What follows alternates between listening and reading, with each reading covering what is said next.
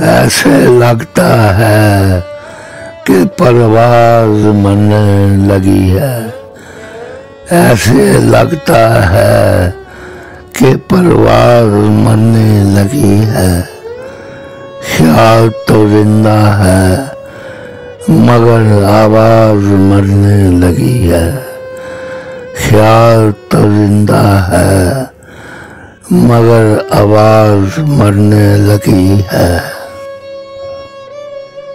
अस्सलाम वालेकुम वरहमतुल्लाह। एक मर्ज़ की वजह से चंद हफ्तों से गले की खराबी की ऐसी भी शिकायत थी कि मुझे मस्किन की ऐसी आवाज़ में नहीं रही थी। सबका ऑडियो ढूंढ कर सिलसिला जारी रखे हुए था।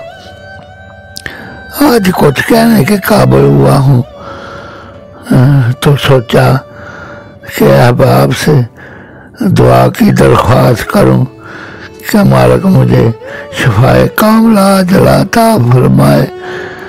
बहुत शुक्रिया। सलामत रहें हर खैर के साथ। आमीन या रब्बुल आलमीन।